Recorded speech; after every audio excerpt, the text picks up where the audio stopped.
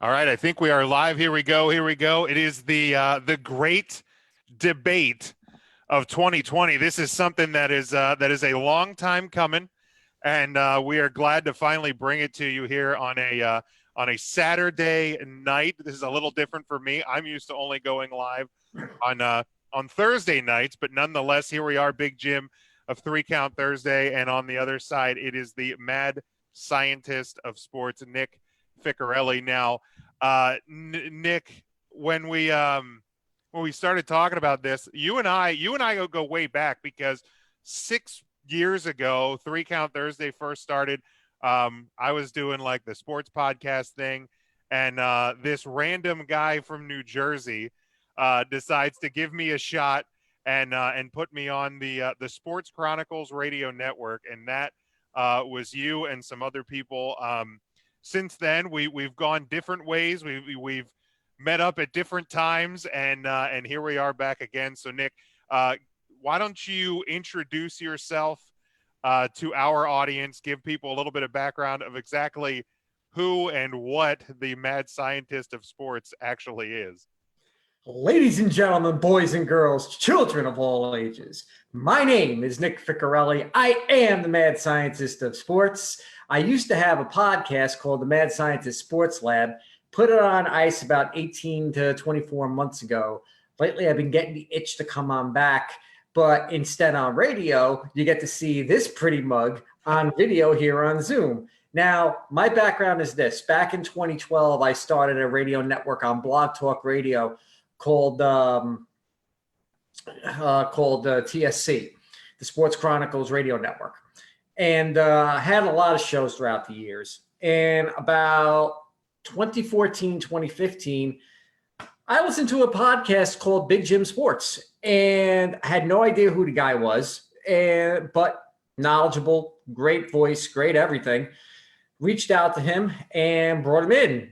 And since then, we've been pretty good friends, not only over the radio, but, through social media and stuff like that. Shockingly to say this is the first time in 6 years that we're actually seeing face-to-face, although it's not like literally face-to-face. Right. We're seeing each other's faces on here on Zoom.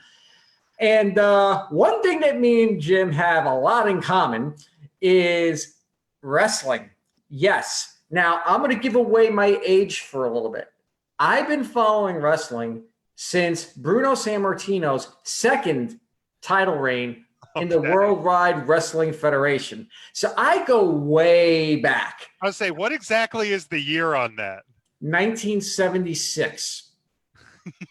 So I was born in 1985. Let's just put that into perspective as well. Well, I was about 5 years old. And I used to actually stay, it was around 5 p.m. on Channel 9 when it was known as WOR, and there was Championship Wrestling. And it was, at the old Mid-County Civic Coliseum Arena, whatever it was, where WWF used to tape their episodes and stuff like that. And I got hooked. And then when they moved it to midnight on Channel 9, I would stay up Saturday nights from midnight to 1 and go ahead and watch that. And then, the wrestling scene started to explode after Hulk Hogan in 1983. And I remember I was at Regina Pace's school for WrestleManias 1, 2, and 3 on the closed circuit TV before pay-per-view was a thing. There you go. And then, of course, I did some chicanery with my cable box when we started. So we had the little flick switch in the back so we can get some pay-per-views and stuff like that. And I used to, when WrestleMania used to come around, used to watch that. Then all of a sudden I got hooked on TBS and the old NWA to WCW. Clash of the Champions, Starrcade, you name it. And it wasn't until recently, about a few years ago, I started getting hooked onto the indie scene. Okay. Ring of Honor. I started getting hooked on New Japan, Noah. I mean, YouTube right now, I go back and watch some old matches and stuff like that. And now, of course, as everybody knows, I am one of the biggest AEW marks walking on this God's green earth. but I still do actually, shockingly enough, people might freak out when I say this. I still actually do have a slight affinity for WWE if it weren't for one person Mhm. right now. So, Hmm. Jim, why Yeah. are we here? They Well, said that hell would have to freeze over. They said that dinosaurs would have to roam the earth again. They said dogs and cats may have to live together. They said it would be mass hysteria. And yet here we are. well, the mass hysteria, maybe at least based on what everything that's going on in our current world. But yeah, it's been a journey, and obviously, I'm the as you can see on my hat here, I'm the big WWE mark. Although I do enjoy AEW and I do enjoy indie wrestling and stuff like that. But of course, if you follow along our Twitter page at Three Count Thursday or our Facebook page, I'm probably the most active person out of the group on the social media, and that is where Nick and I usually have our fun, and butt heads, and we get into it from time to time to time What to time. heads? It's more like if we ever were to see each other in the street, it might become a Texas death match for Yeah, all we know. I exactly. mean, holy crap. So if you pay attention to our Facebook page, you have undoubtedly seen the feuds back and forth between Nick and I with some things. And if I you're wouldn't following in the live video tonight, enjoy this. This is going to be some fun for us. And I wouldn't exactly call it a feud, though. I mean, we do have disagreements. Sure. And I know hell does freeze over when we agree with each other. But in the end, Jim has his opinion. I have my opinion. I fly off the handle. He keeps a calm head. So this should be a lot of fun tonight. It should. And if you're following along in the live video, give it a share. We want to get as many people in here viewing this as we can, and get people to interact with us and comment along with us as we go here.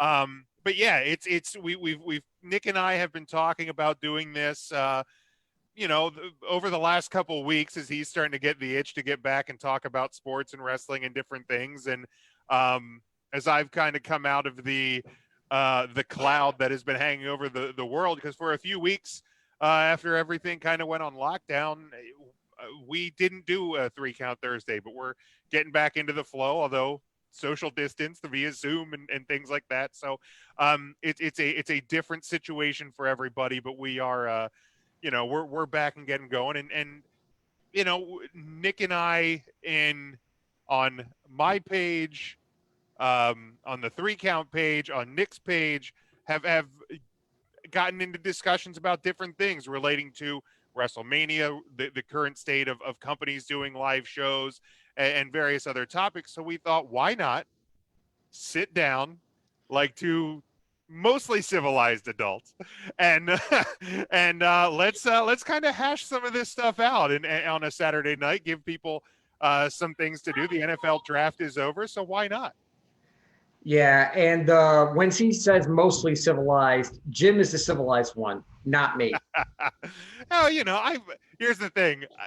I know beyond the shadow of a doubt when I see Nick start to get cranked up a little bit, I know the right things to do to get him fired. See, look, I already got him to leave. It's amazing.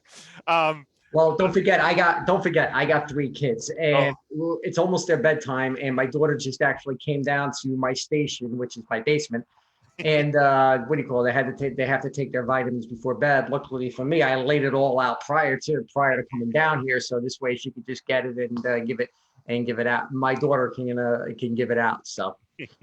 But when Nick starts to get fired up, I know the right things to do to keep him going. I'll put it that way, to keep the when you have the hot coals in the fire, you got to find a way to keep fire burning, and that's certainly what I do. So I think probably the best place to start, Nick, and we kind of spitballed a few ideas of some of the topics we were going to talk about, and I think it kind of comes down to, we're not necessarily going to talk specifically about WrestleMania, but companies continuing to operate and do shows right now. Obviously, WWE's kind of been all over the place. At one point it was live shows with old highlights of Royal Rumbles or WrestleMania matches or things like that.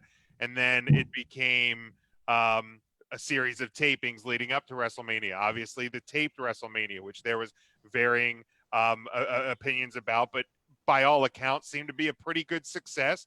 The set remained closed.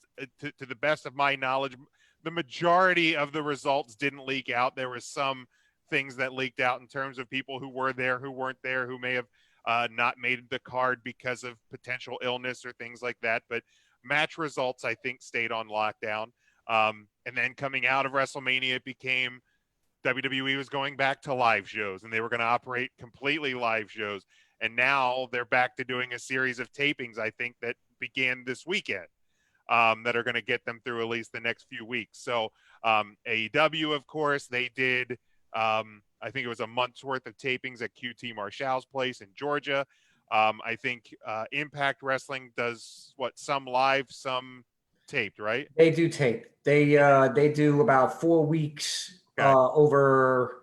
They do 4 weeks over like 2 days. They send everybody home. Then when the fourth week of taping for those tape shows is about to hit, they go back for another round of tapings, do it in a day, and send everybody home. Okay. Now, what do you call? When you talk about the taped episodes with WWE and AEW, I'll be the first one to admit it. I don't like it. I really don't, because I understand people want to have some sort of normalcy or stuff like that.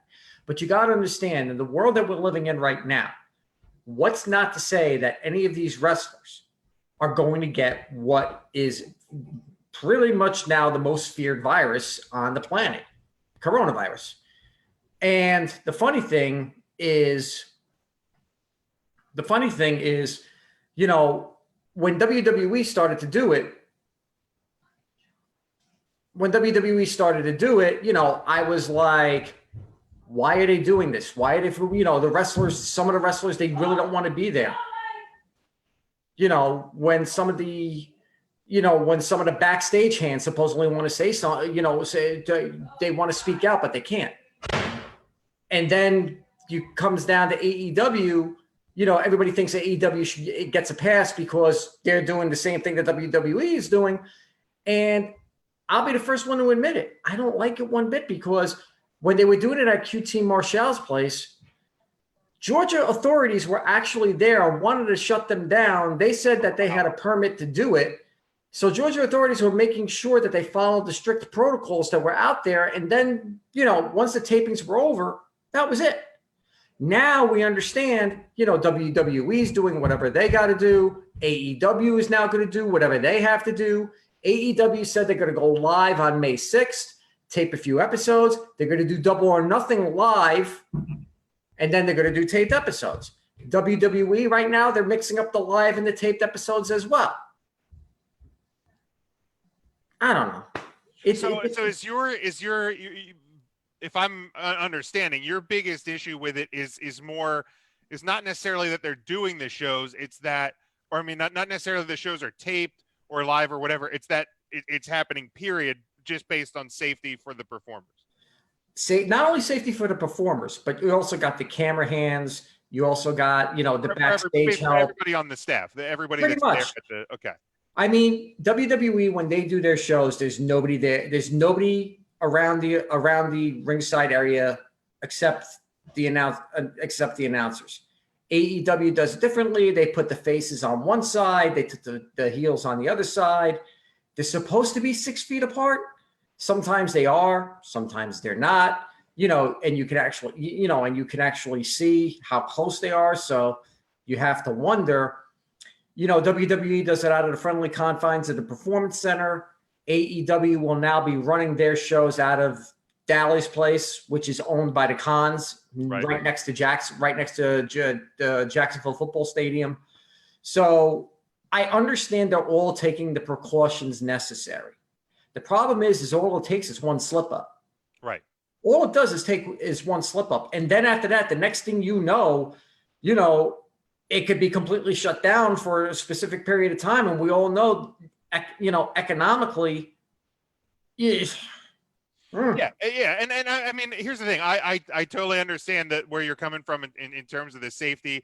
And yeah, I mean, because, you know, what we know, you know, sitting here on April 25th, What we know about the virus is that, you could be asymptomatic and have it. You could be, you could be contagious before you're showing symptoms, things like that. So what says, you know, two superstars are in the ring working with each other, tag team match in the ring working with each other. Somebody there is actually sick, has the virus. They're not showing symptoms 2 days after the tapings or after the live show.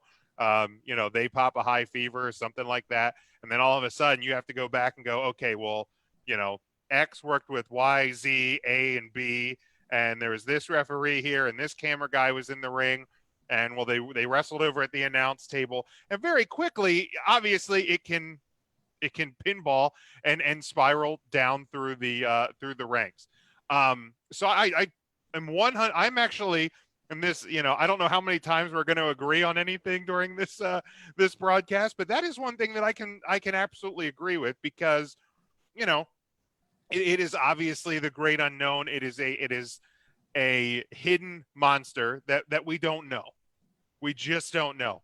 I've been on the side of keeping wrestling around, be it Impact, be it WWE, be it AEW, whatever it's got to be.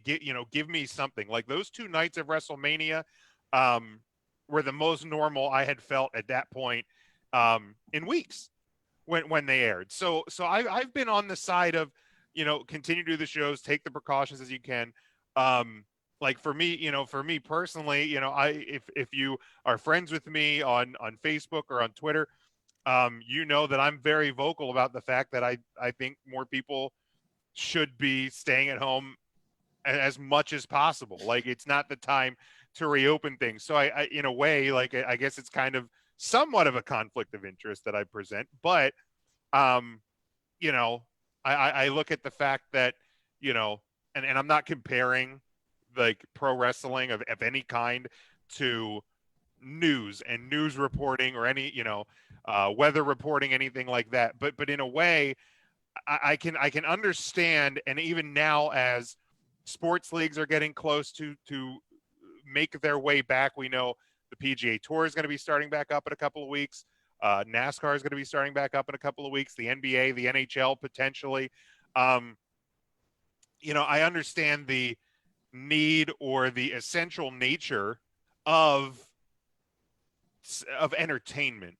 So that's where me personally I get a little torn, because I want wrestling to continue. I want to be entertained. I want to be given, like, the NFL draft. These last 3 days with the NFL draft was awesome, because it felt normal to be watching and talking and be excited about sports or football. So that's been like my point, where I'm like, these things need to continue to happen. The live versus tape debate, I think taped is the better way to go, because again, like in the Impact model, or the way it kind of appears right now, I guess the WWE is moving. And at least for the majority, and even with AEW, the majority of shows are going to be taped, so you can get those done, close, have the set contained as much as possible, and then you can kind of separate again until the next round. Yeah, but the problem that I have with it though is, when they do their live show on May 6th, they're saying that they're going to be bringing a lot more wrestlers in. And I'm like, are you sure you really want to do this? Is this something that really needs to be done? Now, in the case of WWE, they bring in whatever they can in order for them to, close up some storylines, begin new ones, and all that stuff. Now, herein lies the issue. When WrestleMania was on for 2 nights, it's the granddaddy of them all. 80, 90,000 people, sometimes 100,000 people in the stands. The electricity of the crowd and stuff like that. You didn't have that. Right. You did it in the Performance Center. And you had to feel bad for Drew McIntyre. You had to feel bad for, for other wrestlers as well, because they didn't get a chance to get that pop that everybody needed. Now, I told you at least a month before, they really need to postpone it. Just postpone it until June or something like that. Work out something with Raymond James Stadium, because Raymond James Stadium was not going to be used at all for anything until football season. Right. So I was saying, you know what? Move WrestleMania back. Keep the storylines going as much as you can possibly can. I mean, that's what they did with NXT, because NXT, they lost their takeover. So they took their takeover matches, put it on NXT, and spread it out amongst 3 weeks, which was awesome. Yeah. But when you're talking the biggest moneymaker that WWE can get, whether it be a live gate, pay-per-view, extra views on the network, whatever it may be, you lost all that. You really did. And granted, I ended up watching both nights. I said I wasn't going to do it, but me being the geek that I am, I watched both nights. I thought it was solid. I thought the best things on the card were the Boneyard match and the Cena Wyatt match. Funhouse, yeah. The Funhouse match.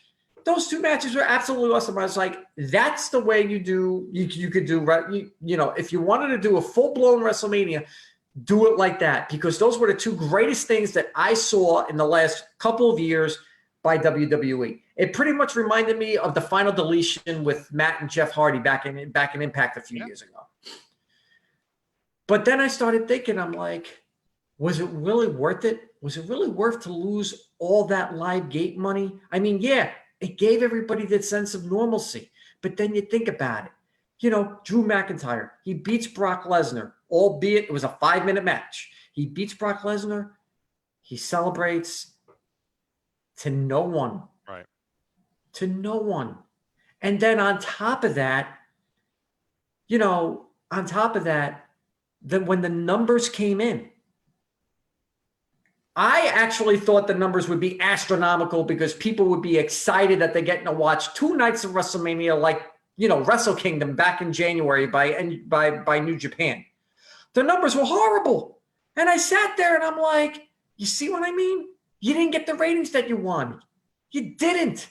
I would have rather waited until June or even July, move WrestleMania. You could keep storylines going, because I remember back in the day, storylines used to go 6 to 9 months at a time.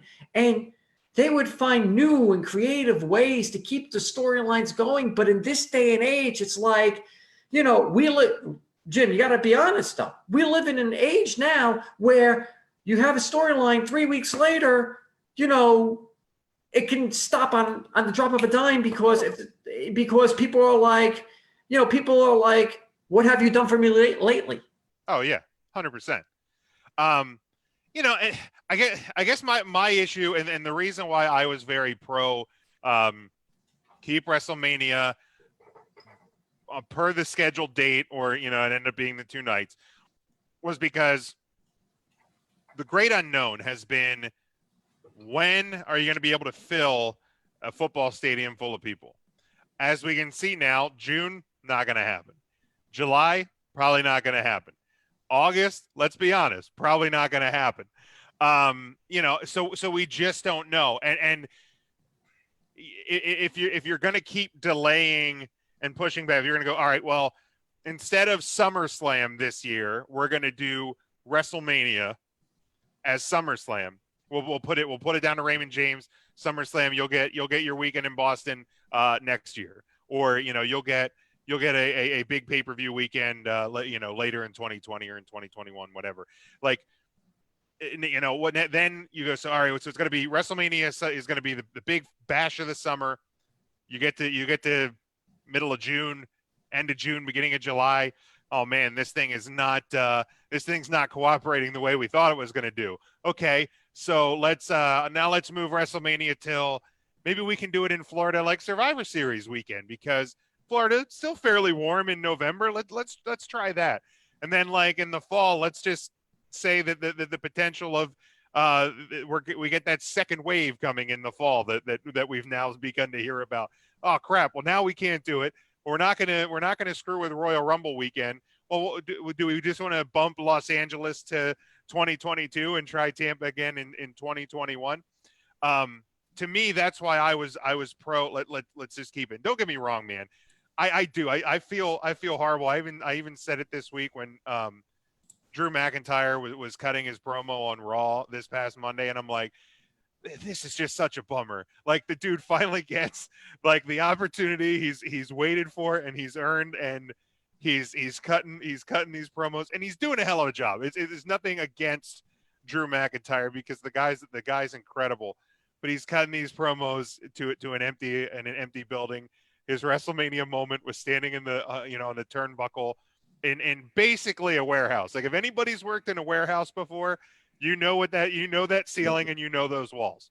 Yep. Like, it's a bummer. I'm not going to pretend that this is that this was great. And yeah, I mean, in terms of numbers, like, the numbers thing, it does kind of suck, but in the same time, like, I do think to a degree, wrestling is what it is. Like, when they show things on ESPN, I know I had friends that hadn't watched wrestling in years that watched some of the WrestleMania replays on ESPN. They did in the weeks prior, but they didn't watch this year's WrestleMania. I know friends of mine that like tuned into some of the empty building Raw or SmackDowns leading up to, and they're like, this is just so weird. Like, they just thought it was like, this is too weird. I can't do it. I actually got my brother used my network login to watch night 2 of WrestleMania, because I forgot to remind him that it was 2 nights. But he watched night 2, and he's like texting me. He's like, man, this is really weird. But like, in the same time, he was kind of like catching on, and he's asking me questions about, like, well, who's this person feuding with it? So he kind of got hooked in a little bit. So there's kind of 3 schools of people. One that just can't get into the live empty building thing. One that kind of rediscovered themselves, and others that just will never be into wrestling, regardless of current situation. But in the same time too, as weird as it was, and how much of a bummer, like the WrestleMania, what we know as WrestleMania, and like leading up to it, like I went back, as I do every year, and I watched old WrestleManias, and I'm just like, man, it sucks. It sucks that WrestleMania is going to be in a warehouse with small screens and no crowds, and however it's going to look. It's a bummer. But in the same time, I'm a person that's fascinated by like moments in time that are forever capsulized. Like, you go back to the days and weeks and months after 9/11, and how sports changed, and how the country changed, and how people changed, even for a brief period of time. And you can look back at that whenever there's times of crisis, now included, and go, man, now versus then was so different. And you can look back over history when like when Kennedy was assassinated, or the Challenger, the Challenger tragedy, and the different times, and you go, these are kind of fascinating moments. And years from now, when WrestleMania 42 is happening in whatever stadium it's going to be in, and I go back and I watch some older WrestleManias, I'm going to look back at this one and go, like, wow, this was just such a weird thing. And this is something that our generation, the multiple generations, but everybody that was alive and really experiencing things right now, this was something we all went through together. And it is, in a weird way, it is historical, but it's a interesting moment of time as well.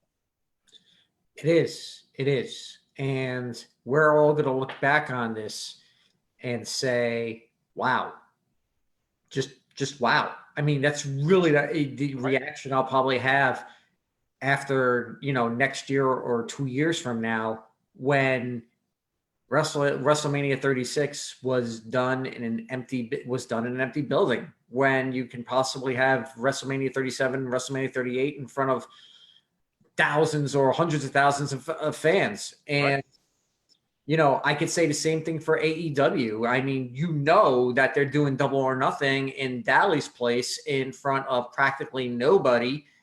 And I'm going to look at that next year when they have it at the MGM Grand Arena and go, wow, what a difference a year makes. Yeah.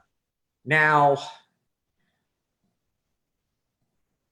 the one thing that I do like that AEW does, though, and I do like this. They do put people in the stands to have a little bit of a voice and stuff like that. Granted, it's the wrestlers. Most of the times, it's just people, most of the times it's wrestlers that are just there that are not on the card, but you can actually put them in the arena, and cheer and boo and stuff like that. And they do it in such a way, as I stated earlier, heels on one side, faces on the other. And, you hear the cheer, the heels cheer for the heel, the faces chase for the face, stuff like that. Their in-ring announcer, which is usually Justin Roberts, it's either been Brandy Rhodes or Dasher Gonzalez. Tony Schiavone, he's been like the consummate pro, and he's had either Cody Rhodes or Chris Jericho, as the color commentator, which both of them have been absolutely phenomenal. I mean, Jericho's real good. Jericho will put you over and stab you in the back all in one sentence, which is amazing.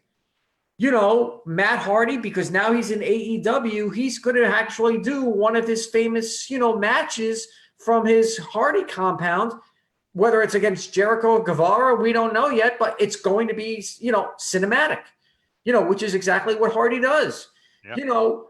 They do, they're doing it the way they do it. WWE does how they want to do it. But after last week, I lost a lot of respect for let me rephrase. I did not lose respect for WWE, but I did lose a tenfold respect for one man and one man only. Yeah, we'll transition to that, because obviously, that's I think that's probably the biggest point of discussion that led us to this broadcast, you and I, is what went down last week with not only the XFL folding up, and then the cuts, both from a corporate standpoint in terms of shutting down the construction of the new headquarters for the WWE, and then the layoffs on the employee side, the furloughs on some of the producers side, and of course the releases of I don't remember the final count, but I think it was like over 20, I believe, superstars. I mean, it was a long list of superstars that were let go from WWE and the NXT side. So, and that one has obviously been something that got your ire. And here's the thing, like, there's going to be things about it that I will defend. But the unfortunate thing is people lost their jobs. So I want people to understand that it, no matter what I might defend from a WWE standpoint on this, I am not happy in any way, shape, or form that people lost their jobs, that people lost their dreams. I mean, I know when the video that Drake Maverick cut, after that, I mean, it's absolutely gutting. Deonna Purrazzo is somebody that we have had on 3 Count Thursday numerous times. We have called matches of hers at independent shows in our area. We have met her, years before she was even on the radar, probably not necessarily on the radar of WWE, but long before she was in the WWE. So, anytime that people lose their job, anytime that people have their dreams kind of cut out from under them, because whether or not people like the WWE, hate the WWE, like Vince, hate Vince, or fall somewhere in between, the people that were working there are people probably not much different than you and I, except for the fact that they're athletic. Because, I think we've all probably had that dream at some point in our life. For me, it was, I had a dream at 4 years old that I beat Bret Hart for the WWF title. And that's like where I always wanted to be a wrestler. And then, I found cheeseburgers and Oreos. So here we are. So I do want to preface that is no matter how or what I defend from a WWE standpoint in this, anytime people lose their jobs, but especially now, it sucks, and it's it is no good. And obviously I hope that the people, not just from WWE, of course, but anybody that has had their employment affected by what is happening in our world right now, I hope that everybody is okay and can get any sort of help they might need or anything like that. So, so yeah, let's just hit it straight on, Nick. When the hammer started to fall. Last week when with the WWE when releases started happening and all of these things, these pieces started to fall into place. I assume for you, you went 0 to 100 in terms of more like 0 to 200, and I'll tell you why. It started for me when Vince decided to throw the XFL into bankruptcy. Now, the XFL, I thought, was having a successful first year. I agree. They were averaging about 15 to 20,000 fans, per game, which is great. In some instances, they actually hit the 30, 40,000 mark in certain stadiums. People were getting behind it. He brought in a brain trust like Oliver Luck, and, everything seemed to be going okay. Corona hit. They had to cancel the season. Okay, fine. Cancel the season and you can go to 2021. At least it was going to be successful. When I saw the filing that they went into bankruptcy, I went, bankruptcy? What do you mean bankruptcy? Why would you go into the bankruptcy mode? He went into bankruptcy, fired all his executives, fired everybody, that had an XFL job, no severance, no nothing. And I sat there stunned. I was like, okay, the first time, the reason why you got rid of it, it was a fluke. It was a failure. It was a travesty. This time you had something good going, put it in the back burner, Alpha Entertainment, totally separate from WWE. And I'm thinking, Vince is a billionaire. He'll be able to carry it for another year if he's going to, and no, he went that route so he can just completely shut it down. And I was like, okay. I found it extremely strange. Then the next thing was, the flip-flopping with, we're going to go taped. No, we're going to go live. No, we're going to go taped. No, we're going to go live. It comes out that he has the television contracts that says they're only allowed up to a certain amount of tape shows per year. If they go past that amount, the probability of the networks in a clause in the contract, they can open up renegotiations and lower the price. And we all know about Vince. Vince is all about money. He didn't want to lose the money. So he was like, no, we're going to go live. And I'm like, you can't go live. And then his wife forms a super PAC, for Trump. And all of a sudden they funnel millions of dollars to Florida. Most of that to the Tampa region and the Orlando region. Governor Ron DeSantis comes out and says, wrestling is an essential business. He specifically mentioned WWE. Didn't mention anything else, but he mentioned WWE. But by saying WWE is an essential business, you pretty much told all wrestling, come to Florida. You're an essential business. You're entertainment. You can do whatever you want. So pretty much you just bribed a governmental official to make your business essential so you can keep everything going. Now, I don't know, none of the pundits know whether Vince and the networks had a confab or something like that saying, maybe we can do both live and tape. We're in a situation right now that, it's pretty much impossible to do anything live at this point in time. We can do tape stuff, but, I don't want to endanger my employees. But then after that, you start thinking, it's like, wait, it's Vince McMahon. Does he really give a crap about his employees? Fast forward to Wednesday. No, apparently not. Now you're talking about a company that has a $500 million cash reserve, $500 million cash reserve. You're still making money hand over fist in merchandise. You're still getting money from the networks. And yet, all of a sudden, he makes a phone, he has this conference call with everybody, talent, production, employees, lasts all of a minute and 30 seconds, and pretty much says, we're going to be making cuts. About 40 is the last time I saw. 40 wrestlers were fired.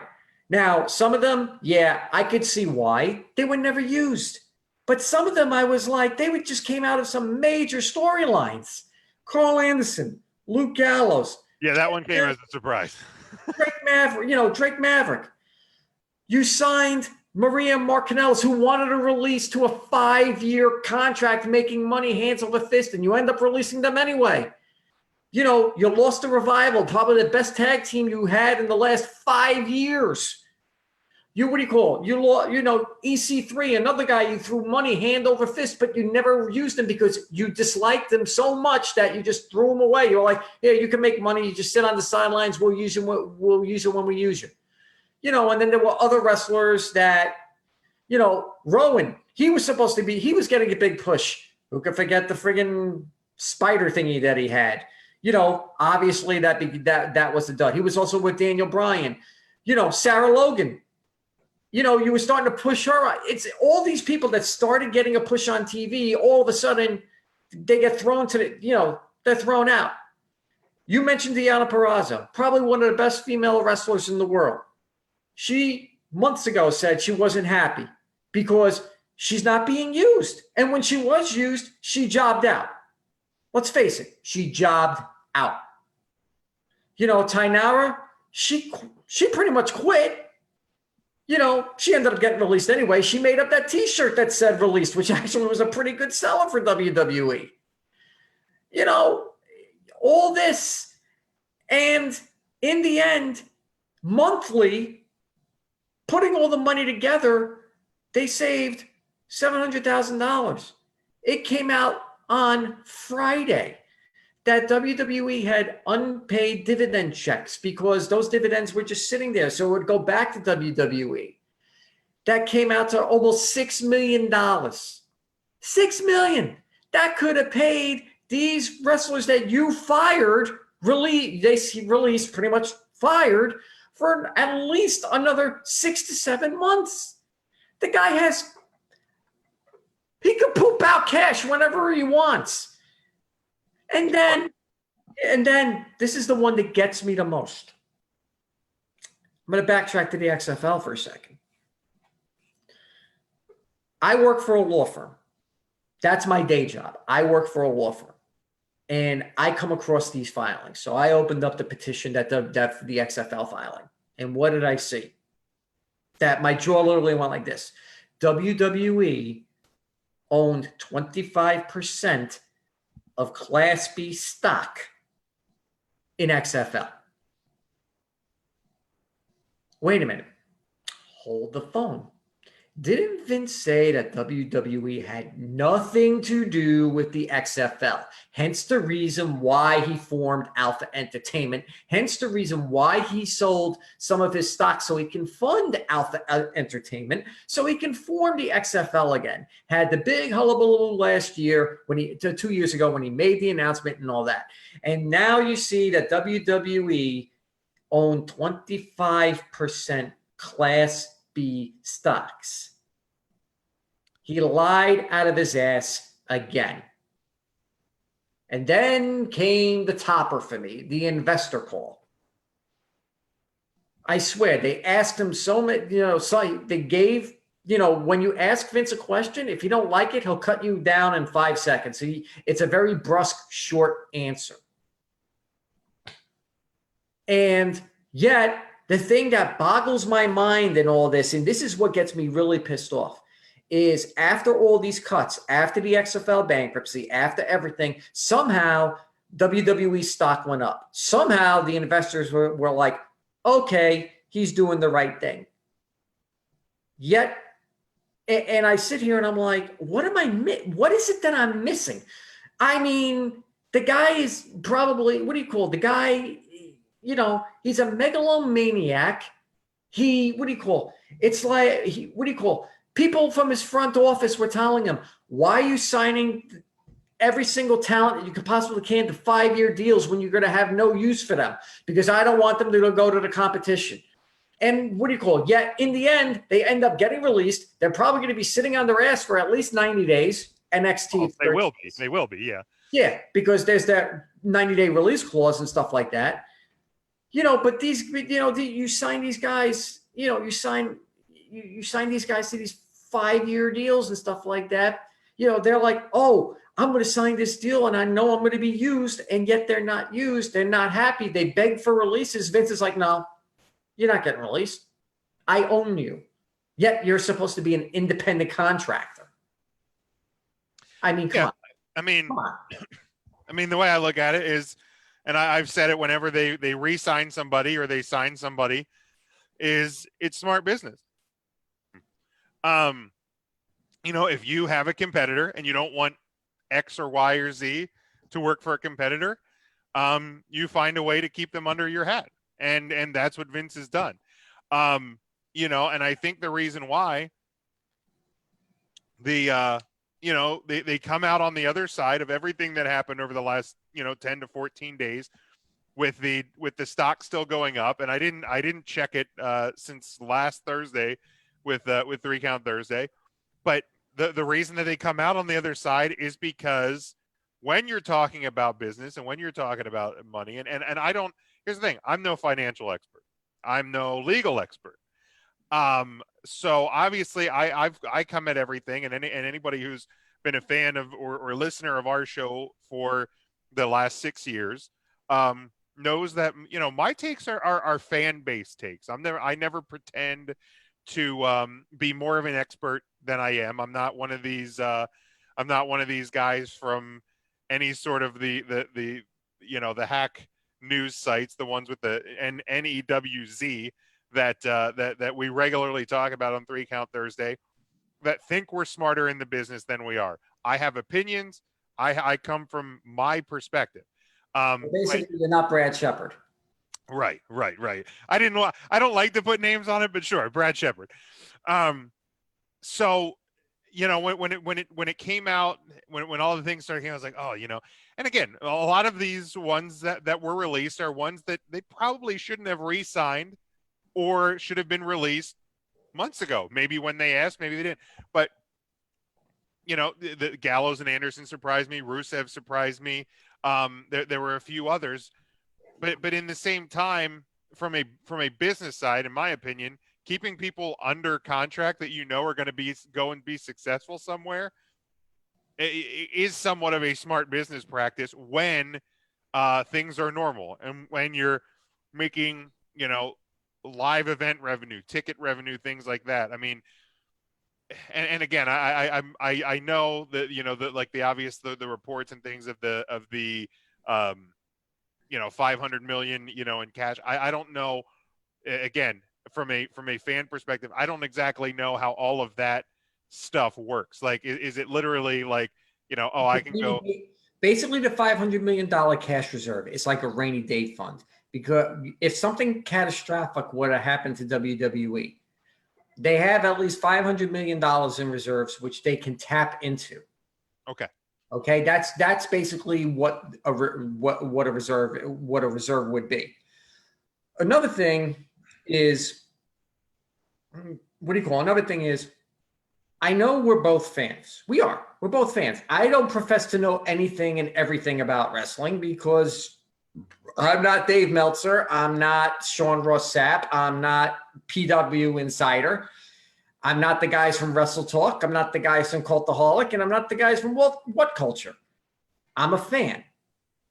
But when you sit back for the last couple of years and you see what goes on TV, and you see the products going like this, sometimes the products will go back up. Sometimes they'll have some really good cards, some really good shows, really good pay-per-views.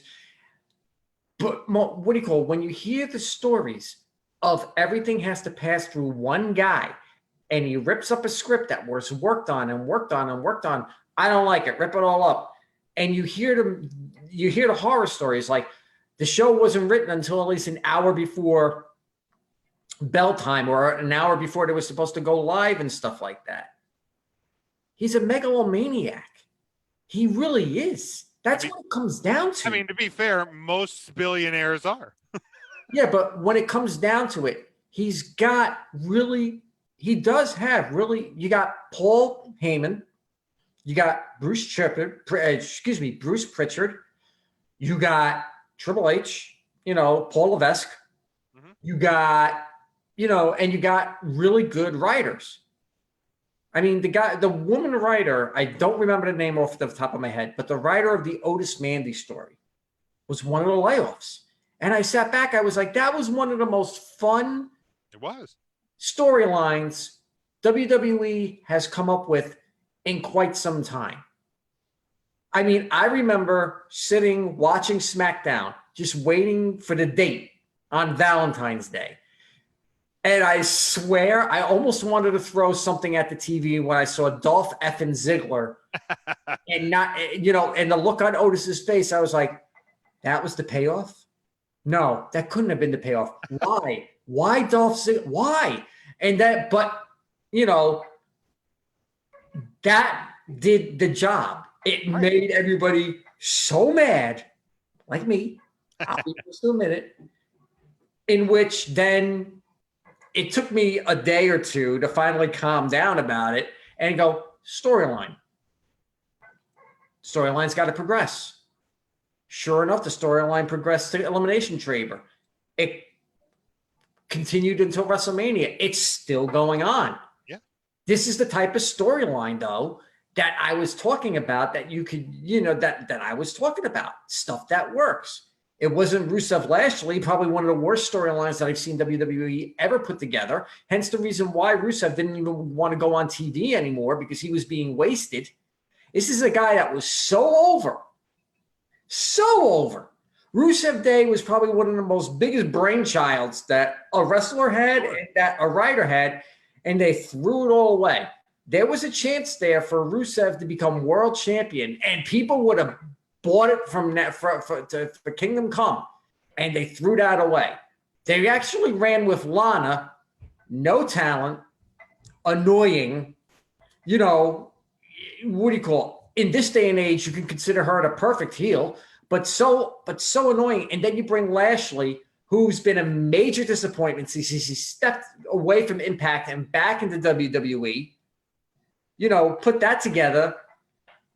I mean, they used Liv Morgan, and it was a storyline that they dropped quickly because they're going to make it a Liv Morgan, Lana, HLA, HLA storyline that pretty much went like that. Forgetting that it's 2020. Exactly. I mean, there's some, there have been a lot more misses than hits in the last few years. They really have. Sure. Now, the one thing that I will say, though, that makes me want to gag when I say it. When you watch the shows without the empty arena, the promos are that much better. Yeah, they are. The wrestling is actually that much better because it has to be. No, one, it has to be, and two, you don't have the stupid marks that sit in the stands that paid their money go, what? Or like they pretty much, hijack a promo, or they hijack a match. Right. There's no beach balls. There's no waves. There's no whats. There's no, and the promos by and large have been fantastic. The in-ring work and it's been, I think the TV itself has been mostly compelling because again, they know that you have to be. Yeah. But getting back to the the releases and things like that, it was a really kind of weird juxtaposition for me because again, you don't want to see people lose their job, especially in the climate that we're in right now with however long this is going to end. When are they going to be able to sign somewhere else? And in terms of Gallows and Anderson, they're almost ear pegged to go back to Japan. Which is probably what they want. I don't, New Japan, they've obviously been in a similar boat. They've had to been canceling shows, and I know they're still paying talent and whatnot. But like, you don't know when they're going to wrestle again. You don't know how much talent AEW is going to bring in because they're in, again, a similar boat. But for me, the way I tried to kind of look at the whole thing, and again, from a fan perspective and not really totally understanding how businesses, especially of one of this size and magnitude, works, is the longer that the inability to do shows in front of a live audience. So your ticket revenues for Raw, ticket revenues for SmackDown, ticket revenues for pay-per-views, ticket for NXT. and then your live shows, your NXT live shows. I mean, I've gone to numerous shows, NXT shows at the casino in Bethlehem, PA, at the event center there, and it's a great time.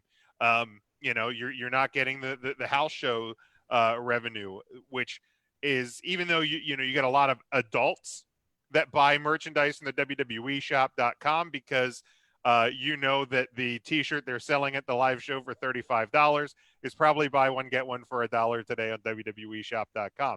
However, I have gone to Monday Night Raws, SmackDowns, and I have watched a father with 2 or 3 kids literally just with wads of money in their pocket, just handing it over because, the kid needs not just the John Cena t-shirt, the hat, the wristbands, the necklace. You can't just get a Roman Reigns t-shirt. You need the little thing for his hand. You need the wristbands. You need this, you need that. So the merchandise revenue, although they're obviously still making money. Like, I've seen fans on Twitter and stuff that with their stimulus money are buying replica belts. Like, they started a thing where now you can do like a credit account through a company where you can buy now and pay later. Smart business practice given what was the situation. So they're still making money on merchandise. I would love to see, and we'll see it, in the next quarterly report and so on, the shakedown of the effect that no live shows is even having on merchandise revenue. So the way I kind of tried to justify it in a way, again, people losing their job sucks, but the longer this goes on, the company is losing money. So that $500 million, that's that rainy day fund, at some point you're probably going to dig into that. So with certain talents, if they want out, yeah, maybe this is the time to cut them loose, right, wrong, or indifferent. And there's going to be people that will always defend it. There'll be people that will always hate it, and there's going to be people who can find some sort of middle ground. And then there's obviously others. If people who have been signed to 5-year deals, big money deals, like Gallows and Anderson, again, which still boggles my mind, because now, I mean, AJ Styles can stand on his own. I'm not going to try and pretend that he can't, but we've gotten very accustomed to the OC.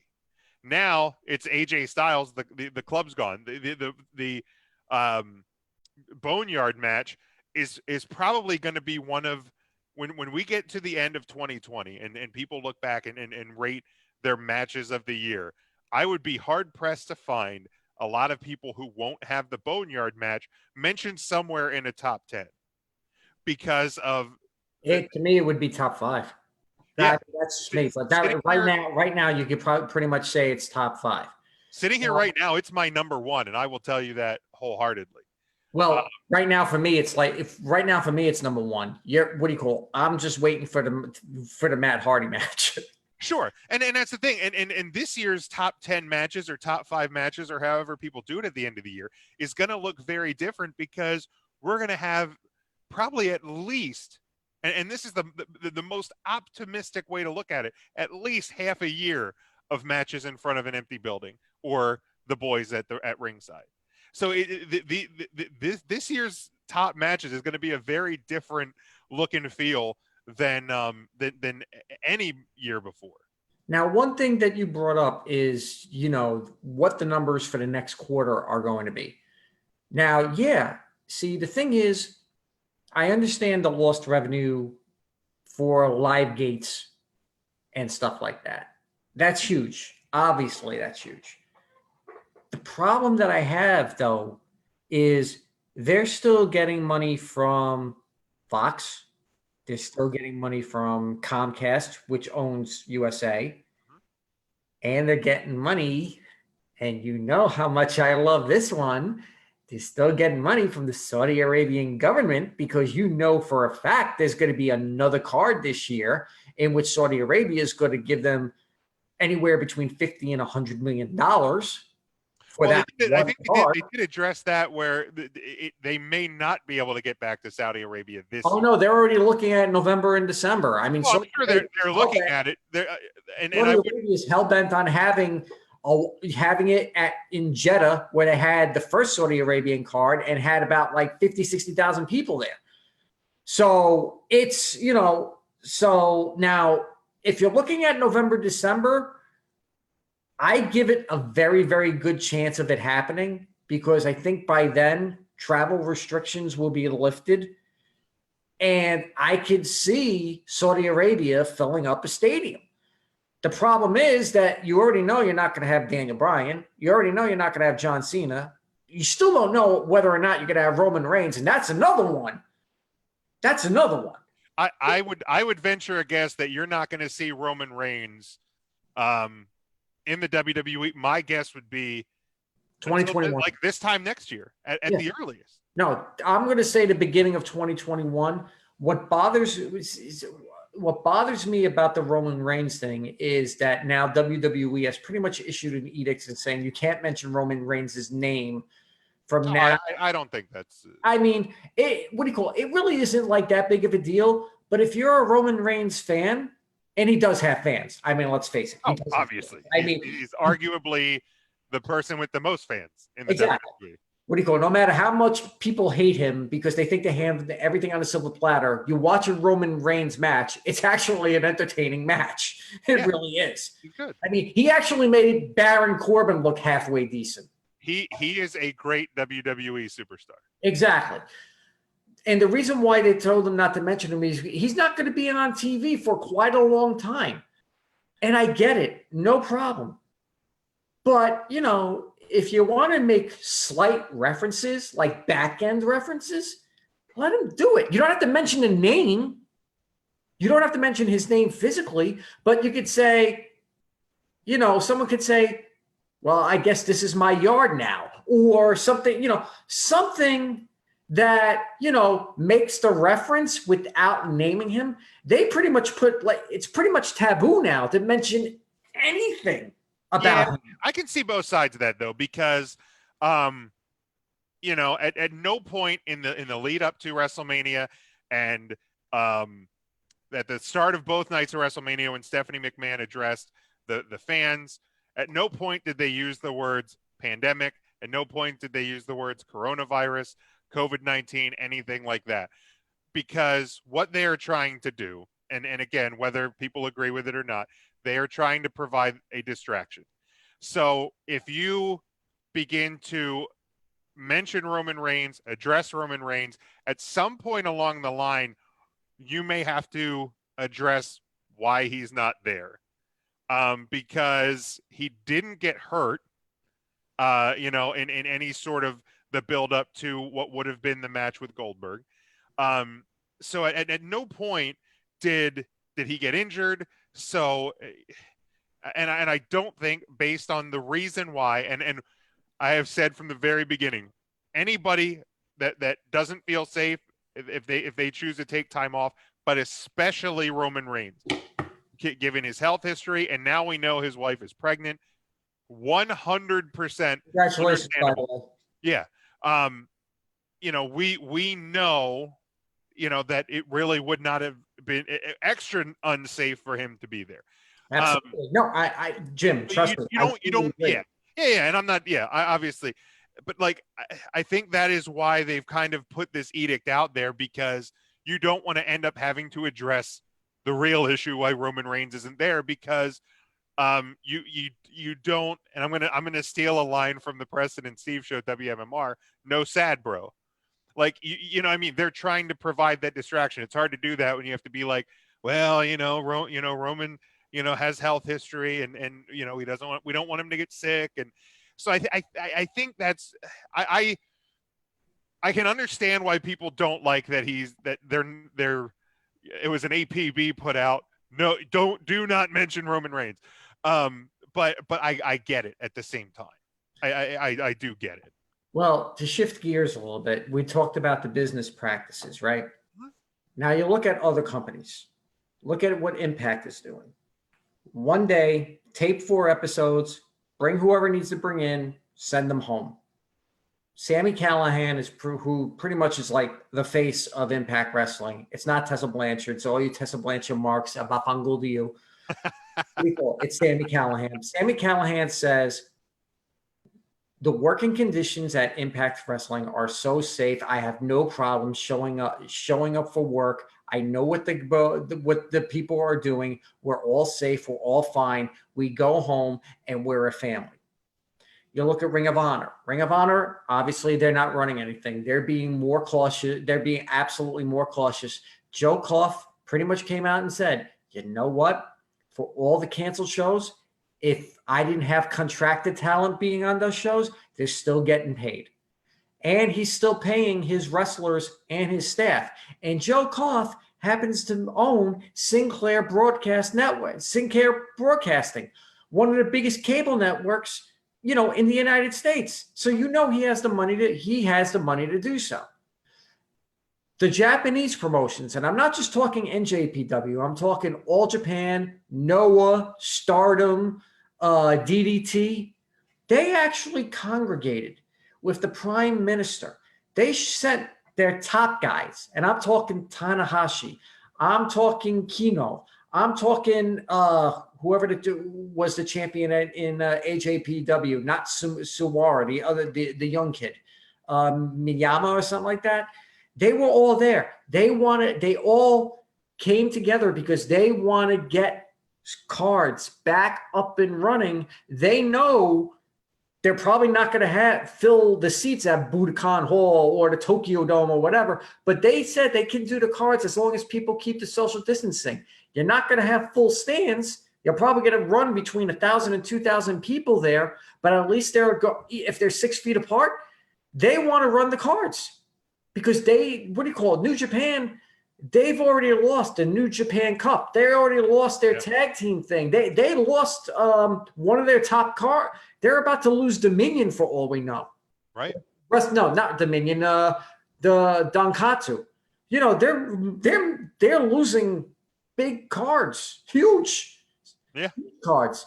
So, other company, Court Bauer from MLW says, I'm not running anything. He goes, not until we get a clean bill of health from the governor that I can go somewhere and actually run matches. Sure. The only thing we got right now is Impact doing it their way, AEW doing it their way, WWE doing it their way. In the end, after this, Jim, I have to sign off. I'm sorry. No problem at all. In the end, we're going to sit back. We're going to pop a beer. And we're going to look back at 2020.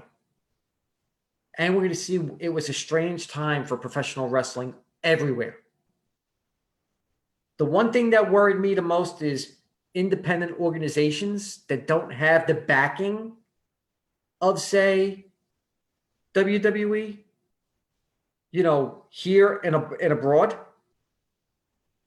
Can they survive this?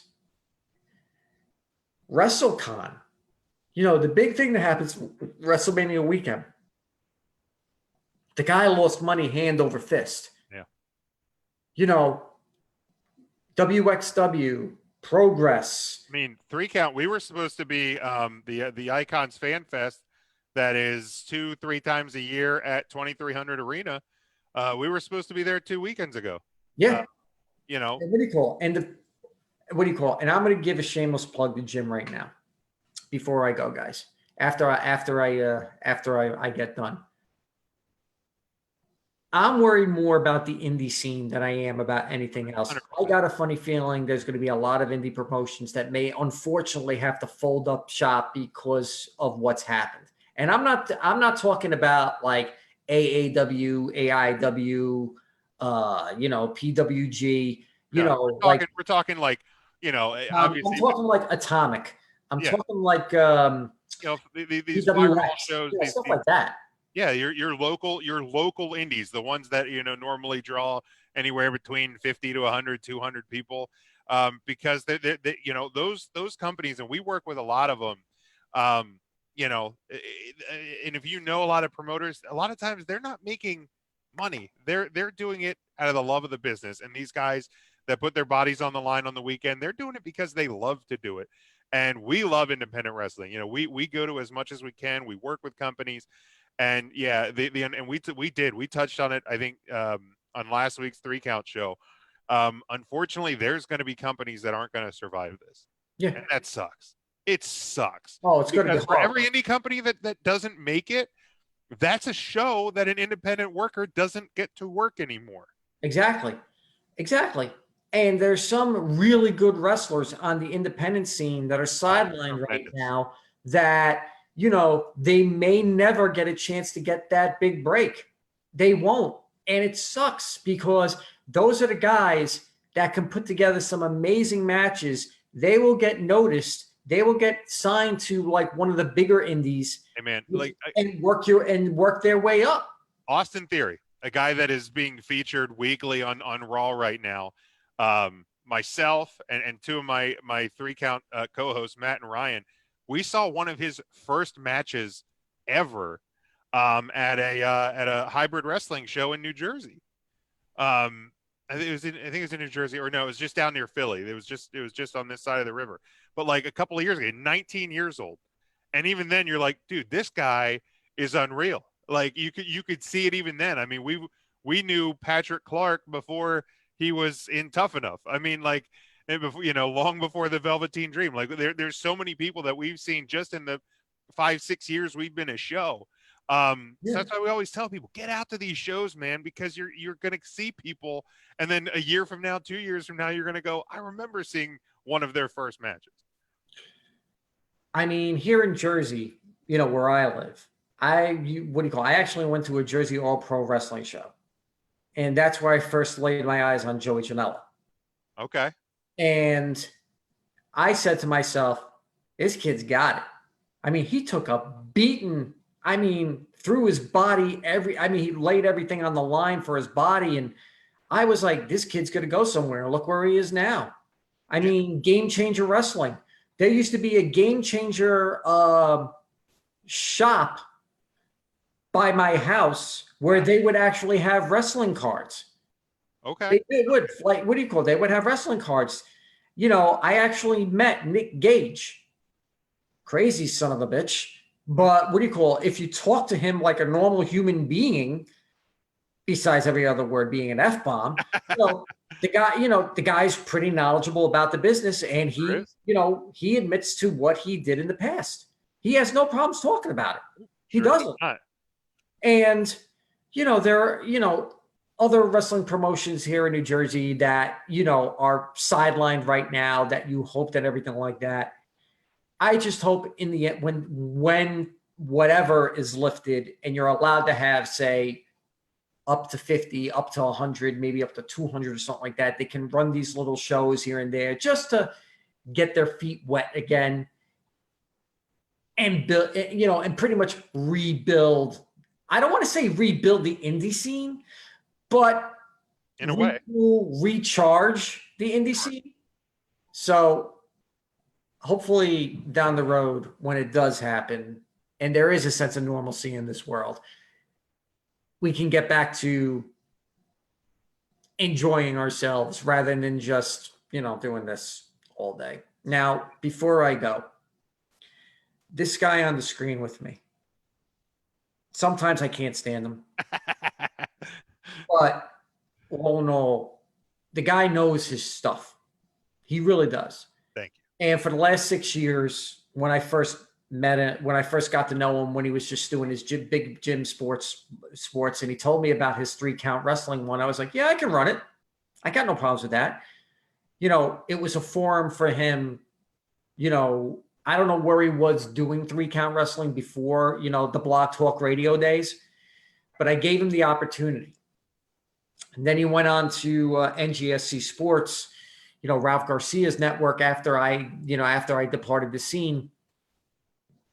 And every Thursday I pop in, you know, I send my comments, but these guys, they know what they're talking about. The interviews that they have with people on the indie scene, you really need to listen to these interviews. You can go back into their archives. You can listen to their interviews with people like Maria Manic, with people like Deanna Perrazzo, you know, people that have actually made it, you know, that are now like in Ring of Honor. Pierre Perrazzo, she'll end up either in AEW, NWA, Impact. She's going to end up Somewhere, yeah. ROH. She'll get picked up like that, you know. But you listen to the interviews, and it's not like, you know, they're like fanboys or anything like that. They know their stuff. And I support them 100%. I support Jim 150% because I know Jim more than I know Ryan and Mark and all them. Jim runs a really tight ship with 3 Count Thursday. Jim always puts out his best product, even in the situation that we're in now. When Jim almost decided to go on hiatus because of what we're living in right now, you know, it kind of stung a little bit. I actually hit him up on the side. I was like, look, if you need an extra co-host, give me a buzz. I don't care. I'll give you a half hour of my time. I'll give you an hour of my time on Thursday nights after my kids go to bed, of course, you know, but I'm here to support you, Jim. I'm here to support 3 Count Thursday. I'm actually glad that hell froze over and we were allowed to do this for one night. You know, people were probably like, that's it. There were no fireworks. Yeah, we didn't even say any bad words, I don't think. I think we well, I said, I did the Italian version of FU, but that's about as I'm going to go. But in the end, you're looking at 2 guys on your video screen right now that love wrestling across the board. It sucks to see what's happening right now. There's stuff that I don't agree with Jim about, hand over fist. But in the end, we both come up to the same conclusion in some weird psychological sort of way. But I'm telling you right now, Thursday nights, 9:00 on Facebook Live, please make a point to go to 3 Count Thursday's Facebook page and just watch the video.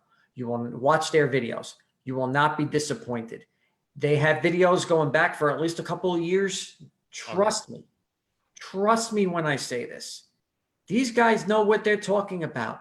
These guys are some of the best talkers, you know, in wrestling right now. And I am a YouTube guy too. I go to see Wrestle Talk. I go to see Cultaholic. I go to see What Culture, WrestleLamia, Wrestle with Regret. You know, all these different wrestling podcasts that, you know, do videos on YouTube. Jim, it's really a medium you should look into, by the way. And yeah, we have a YouTube. I need to find a way to utilize it better. We have a YouTube page. Our videos get up there, and I see they actually have YouTube Live. They do. They actually do. Yeah, I should definitely. But like I see, there's a lot of people in here that are names I don't recognize, which means they've come in because you've shared this broadcast. So well, I've shared it with We Love Pro Wrestling. I shared it with FTW Pro Wrestling. I shared it with Pro Wrestling Talk. To all those wrestling pages that I belong to, please support 3 Count Wrestling. Yeah, and Nick, join them on Patreon. Yeah, they actually have merch. We have merch. 3CountThursday.com. You can find literally every link, every merch tab, everything relating to us, Nick, and I know we are kind of wrapping up.